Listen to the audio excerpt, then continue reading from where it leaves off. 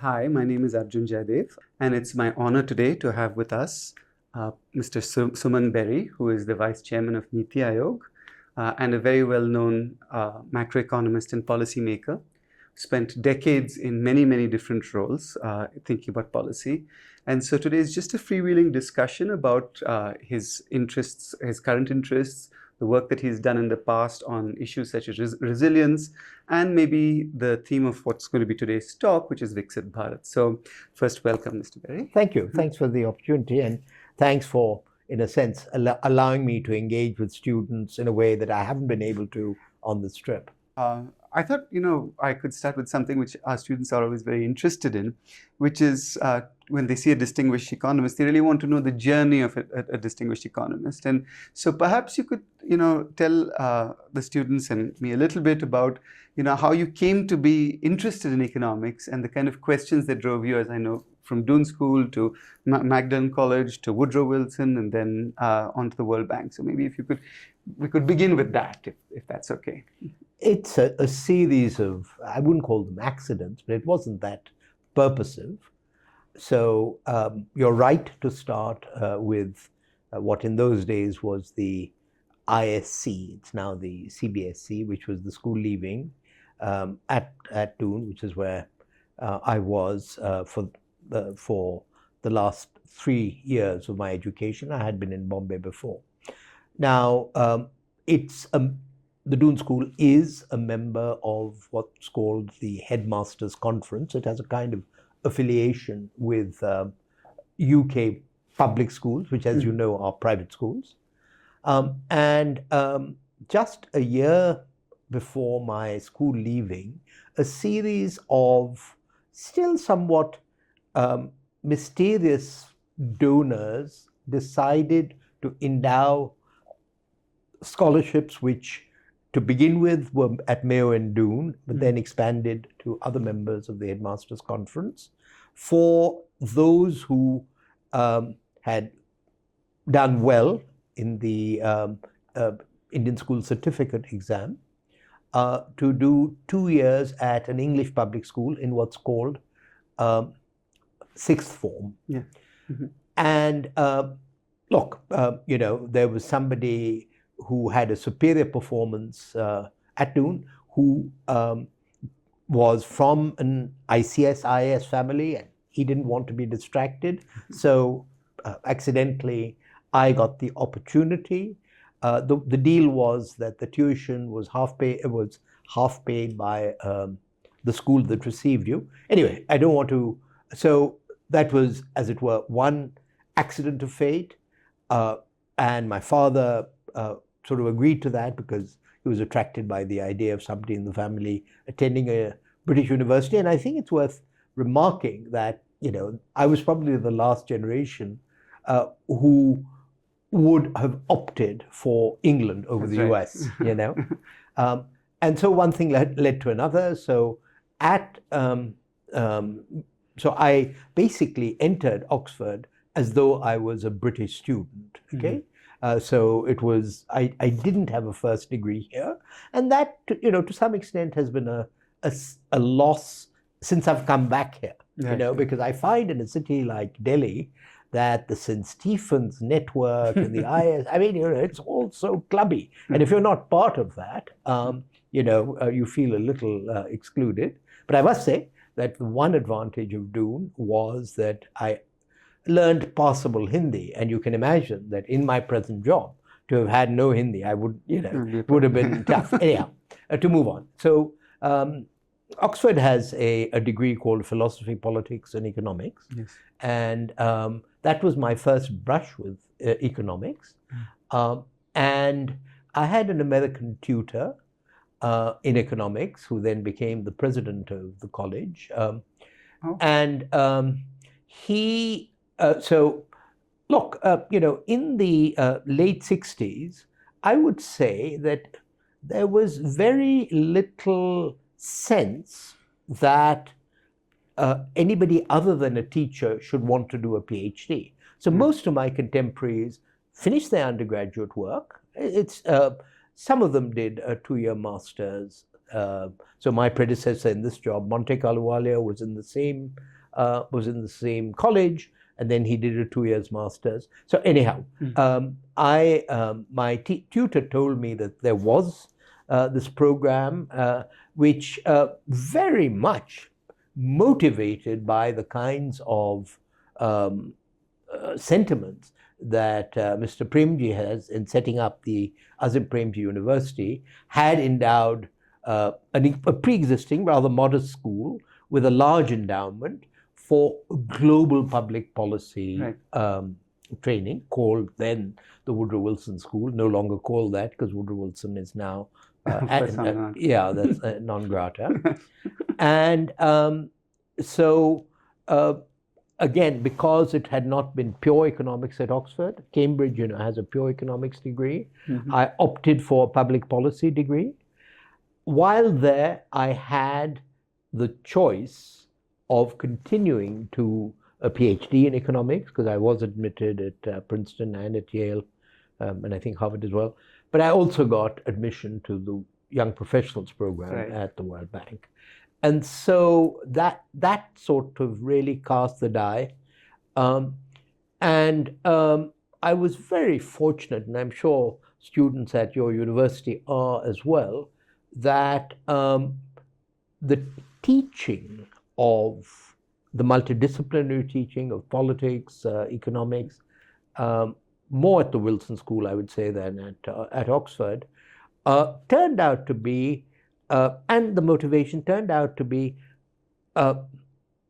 very well suited to my career at the World Bank. Now, as you probably know, most people in the World Bank work on sectors and projects, and that was certainly the case.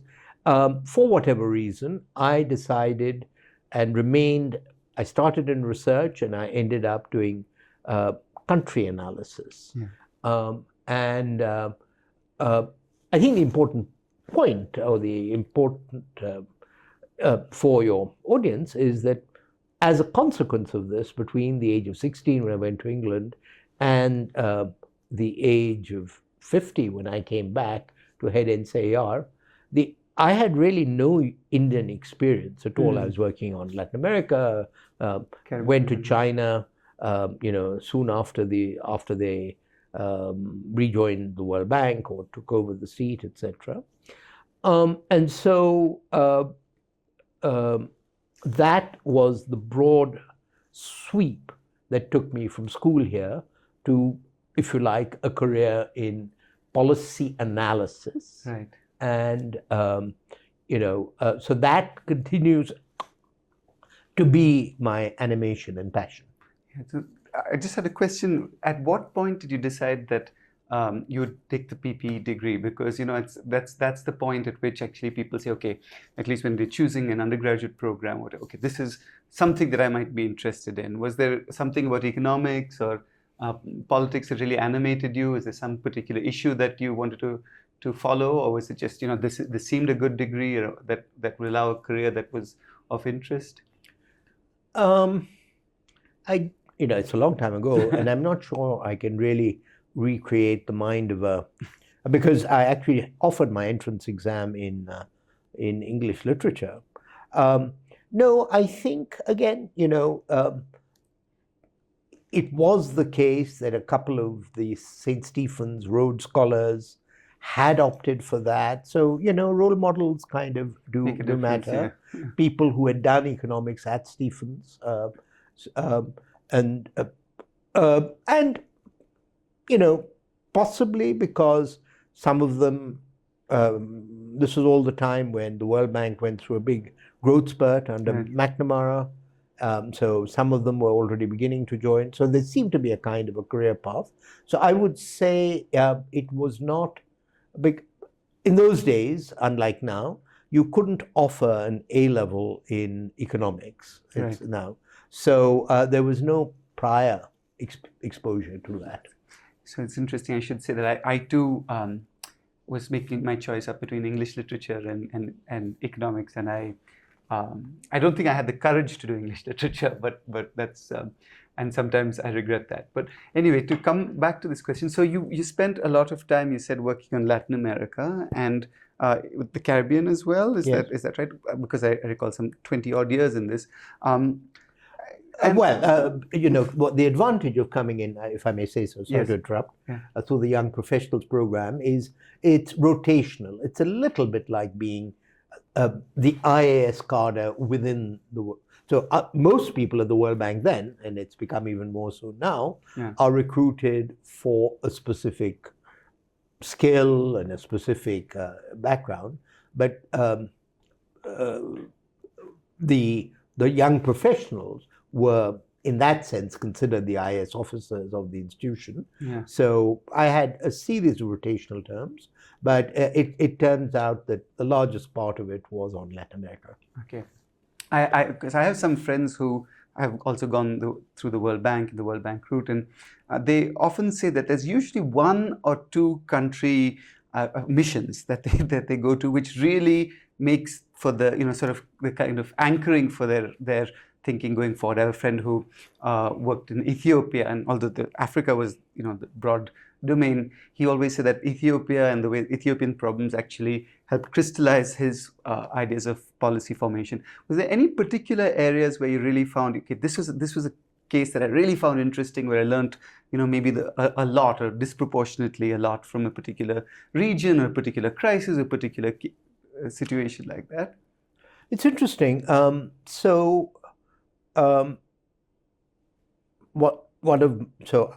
I had early experience in the Soviet satellites, both Romania and Yugoslavia was not a satellite, but I actually ended up spending 5 years in Yugoslavia. Mm-hmm. And to have had the experience of, in a sense, seeing these Iron Curtain countries operate, I think because it's now really vanished. So I think that was quite, that was something that I'm glad to have had. But in some ways, my experience, and I know you wanted to come to the macro, my experience early on, I don't think it was as a young professional, as I believe, or no, it was in the research department. I happened to be assigned to work on the macroeconomics of Iran at the time of the oil shock under the Shah. Okay.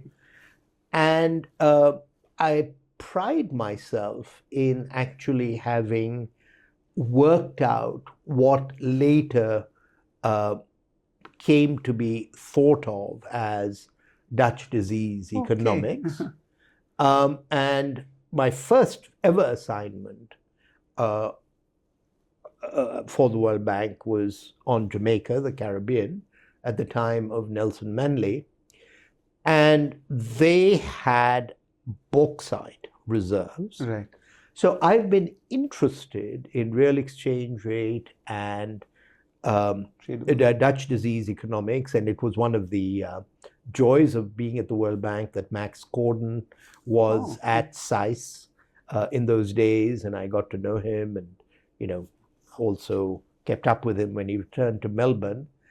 And I keep linking that, rightly or wrongly, and I don't have the theory for it, to some of India's issues with getting manufacturing going. Very good, very interesting, yeah. Because Deepak Lal, the late but very distinguished economist, my predecessor Rakesh Mohan had given him a visiting perch at NCR, and so I'd known him at the World Bank, and then we became even closer at NCR. And he really felt that this, if you like, this bias, if you like, towards non-tradables was something that needed to be thought about, measured, thought through. And I know others have also said that because of our workers' remittances, because of our software exports, and it's appropriate to say this in Bangalore, that, basically these have, and look, I mean, the share of the labor force is so different that it may be inappropriate, and I don't want to, in a sense, hazard this as a formal hypothesis. But I just think that way of thinking about the macroeconomy, because we have a very different configuration of the balance of payments from most of our East Asian predecessors, whatever. Well, sort of role models. Yes. And so, so just to say that it is those kinds of echoes from an earlier part of one's life to the problems of today that do arise in a long career. Yeah, that was a fascinating period, 70s all the way till maybe the mid 80s, when really the way to actually manage your external sector became a place of great foment and a lot of really interesting questions that were being asked. But I'm curious about one thing you said, which I'd like to follow up on, which is about the whole model of, let's say, the East Asian model, if you will, that people have talked about. And there've been many kind of situations where people said, of course, India would never be able to do it. Then China did it because even though it was a large country. Do you still have a kind of, should we say, hope of that kind of model, broadly an export-oriented model to actually pull people up the value chain, that it's still feasible for a country like India? Of course, we know that its patterns of growth have been nothing like, the other countries which have preceded us in some sense up the, the growth chain. So I'm just curious about your thoughts about whether, since you brought this up, I was curious about whether you think that this is, still an open kind of question for India. Open route. Yeah.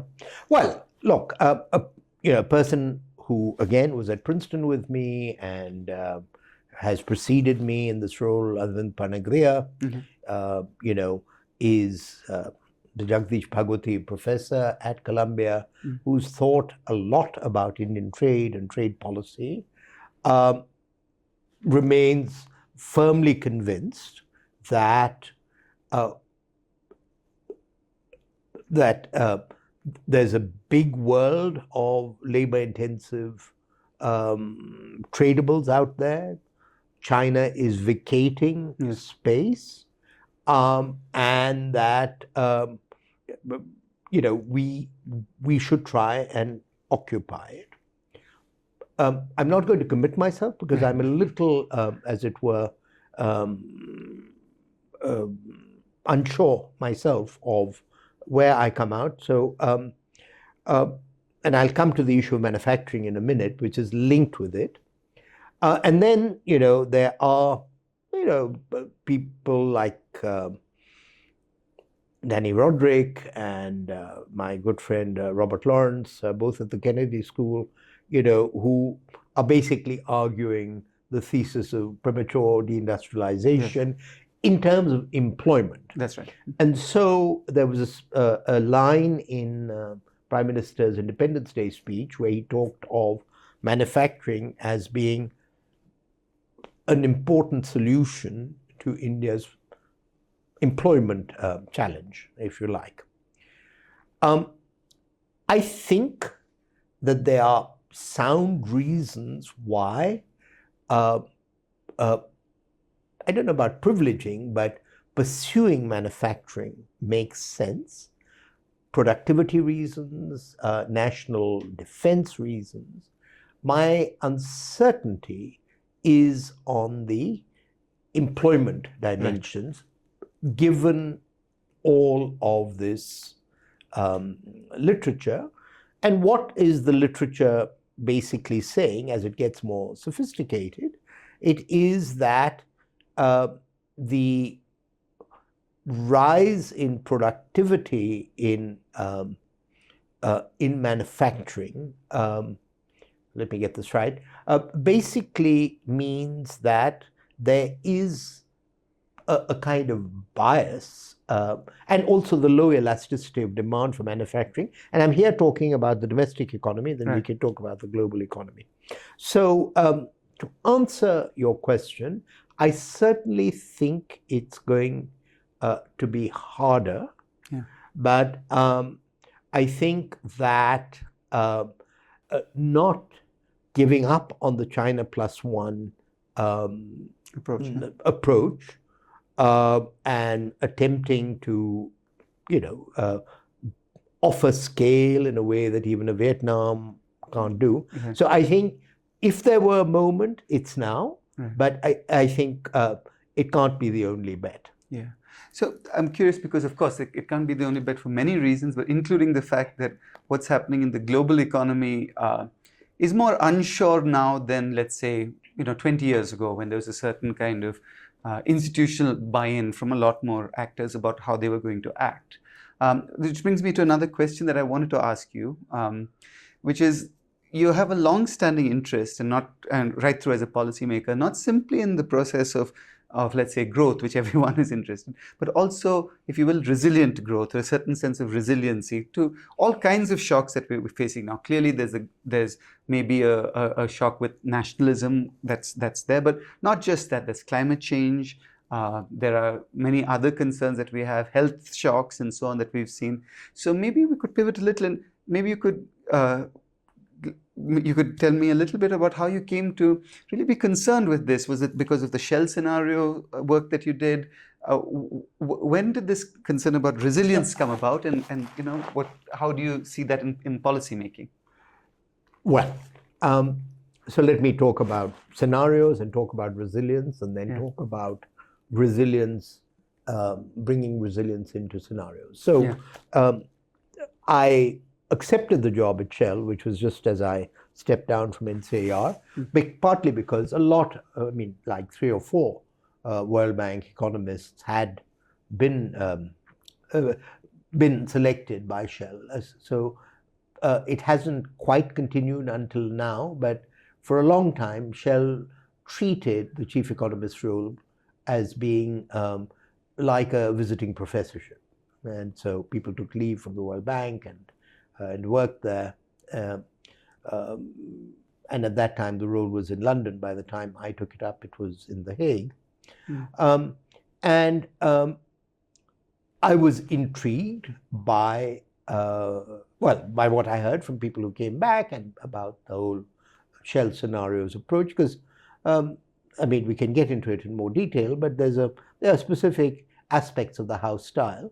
Indeed, as I've thought about whether this could transfer to India, there are lots of reasons why it has worked over time in Shell and why it won't be simple to transfer it to an environment like India. I did visit Singapore in January and talk to them, because Shell was quite influential in the Singaporean approach too. So Shell essentially had to take long-term bets, and the attraction is, of course, that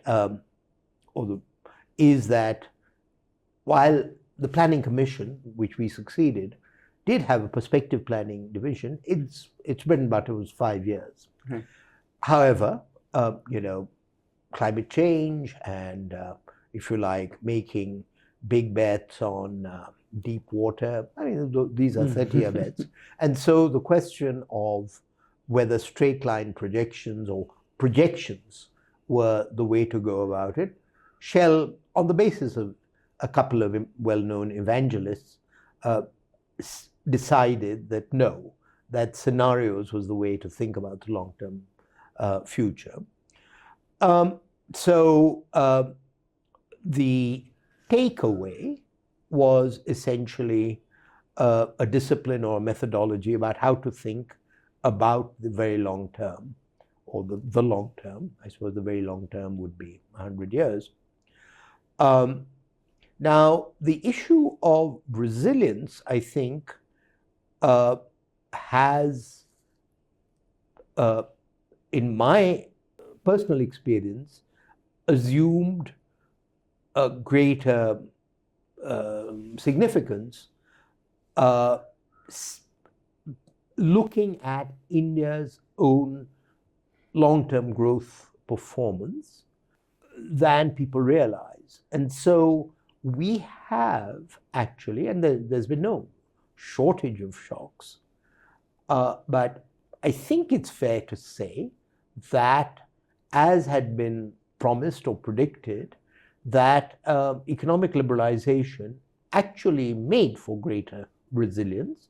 And the proof of that is that we have sustained, on average, sort of smoothing things out, 6% growth. Yeah. Okay, and that is not to be sniffed at. So that then raises the question: in what does this resilience reside or inhere? And it's partly a question of, I think, decision-making institutions. Some of it probably goes back to micro agents and how they react to shocks. But I think we have a lesson just, in front of us. The way in which the Indian private sector got to in response to COVID, and I've talking to some of them, I think they were much more fleet of foot than many of the multinationals or the American counterparts. However, there is now, partly stimulated by COVID, much more formalization of both the concept of resilience and the instruments for ensuring resilience. Marcus Brunemeyer, who runs this very interesting weekly academy, as he calls it, has himself contributed to this literature. I think, I see, I know it when I see it, and I think that understanding it enough so that it can be a conscious part of policy, because the shocks aren't going to subside, is really where I am at. And there's certain obvious things like diversification that you can do. And I think a very interesting case in point is our energy sector. So I think India has always been concerned, has traditionally been concerned, after, as it were, the combination of the Arab oil embargo and to some extent when it was a little bit of an outcast after the nuclear tests, that its vulnerability was to imported oil and gas. Okay? And that therefore an important reason, there are other reasons including economics, an important reason for sticking to coal is because it's a domestically abundant resource. Whereas actually when you see, when you see what has caused supply side shocks, it is often, as it were, domestic events, either strikes or, climate events, etc. So I think having a resilience mindset or frame is one way of thinking about, and that comes back to scenarios, because scenarios, assume that there are going to be shocks and ask you to envisage those shocks. But frankly, look, I don't think anybody in 1999, which is 25 years ago, would easily have predicted Russia-Ukraine or what has happened in China or US-China.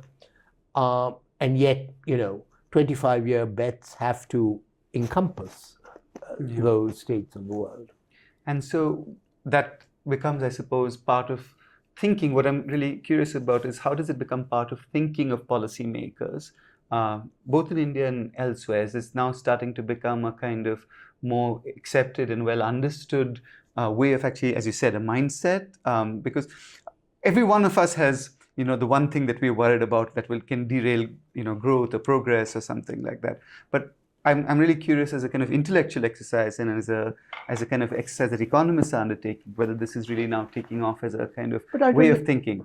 Yeah. I would say the biggest mystery of all is nobody really understands growth. Yes. Okay. Yeah. No. So we think that the Mexicans, for example, have superb technocrats, and they have had continuity, as we have, in political leadership. The PRI, it's changed now, but the PRI was in power. But frankly, this you can recognize the sources of growth ex post, right. But ex ante, right. It's a little bit of a stab in the dark. So I would say that if you like, thinking about growth drivers and what that means and what the state can do about it and how that evolves as you become middle income. I mean, I think that is as important as thinking about keeping the growth machine going. Right. Yeah. And I remember a conference at Stanford when Professor Harburger, then of Chicago and later of UCLA, made the point. He said that, look, and this was in the kind of go-go period, people tend to think about 6% growth as though, it's a swan floating serenely on a pond, but actually there's a lot of destruction going on there, and you really have to watch the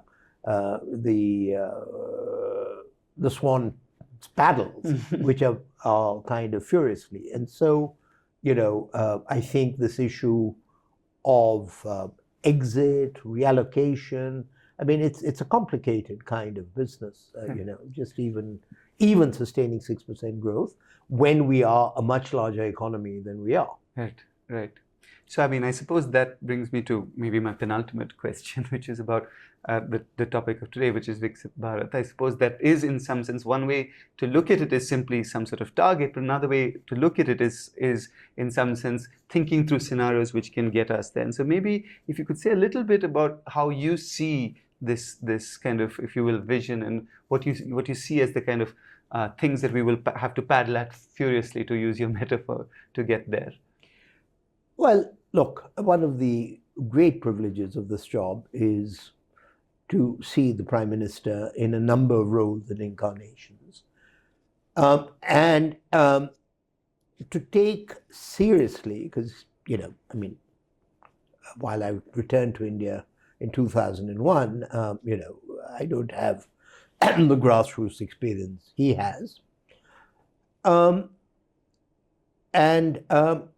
As I listened to him, being on the ramparts on this 15th of July and also in 2022 when he first articulated the idea of Viksit Bharat,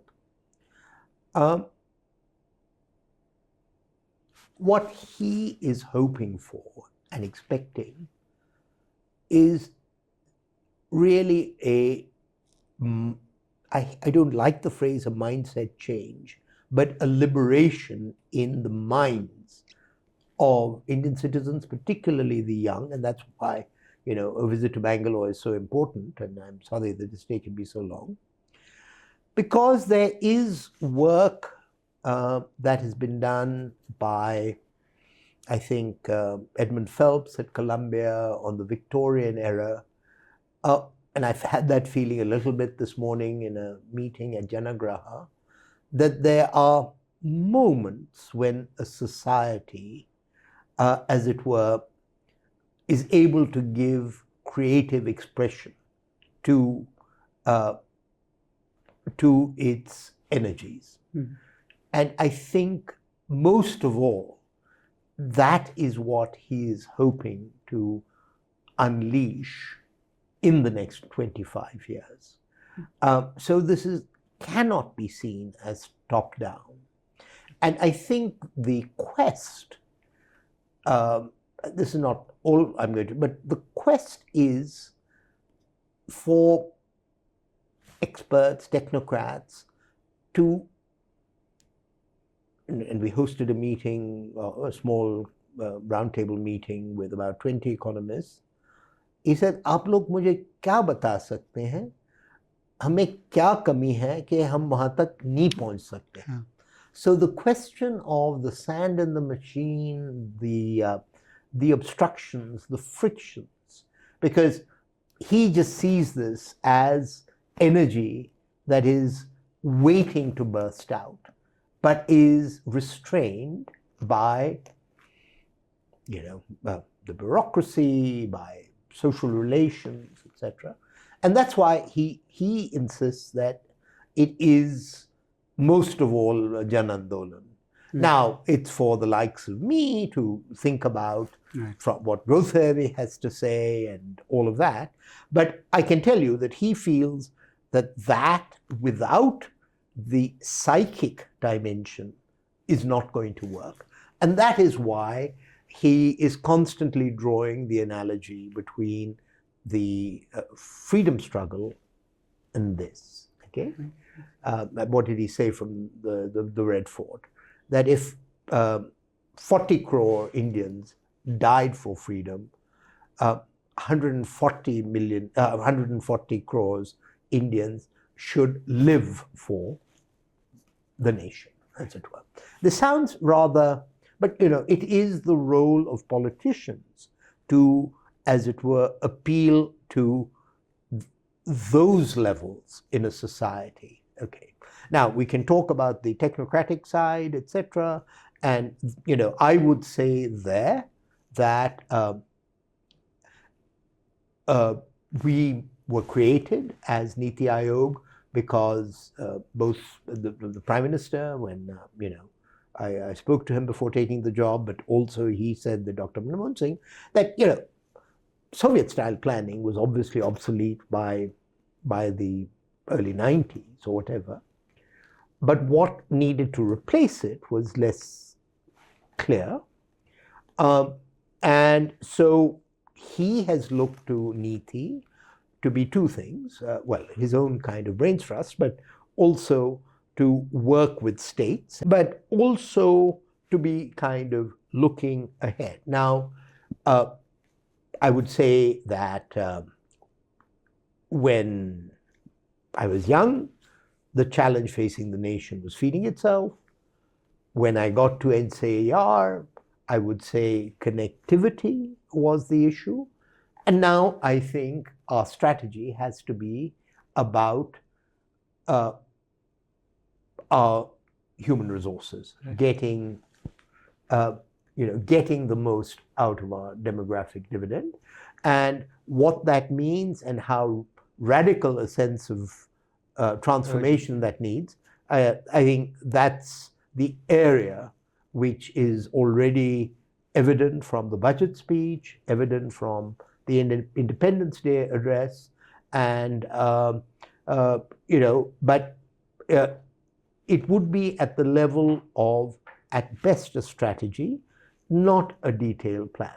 Yes. So regardless of background, political persuasion, everybody I think would share the notion of Viksit Bharat. So this is the time of the interview where I ask you for some avuncular advice for any student who's watching, let's say an economics student, who's inspired by this, what they should be doing. Is there anything that you think that young people should be doing to to see these kind of dreams come true? Well, clearly, Viksit Bharat is for them and by them. So they are, in that sense, a privileged generation. I certainly think that there's an enormous arena for people to work in at the state level. It may not be very well organized, but for that reason, I think they will get much more hands-on experience. Now, the second point is, as it were, to have humility and learn from common folk, because India's path is going to be distinctive for all kinds of reasons, but also because it is I wouldn't call it an argumentative society, but it's a thoughtful society. And so I think to keep your eyes and ears open and appreciate that the wisdom is, around you, rather than that you're there to learn, as I feel I am in this role, rather than to preach. So those would be my two comments. Those are wonderful bits of advice. Thank you very much, Mr. Bharat. It's been wonderful to hear. Right. Okay, thank you.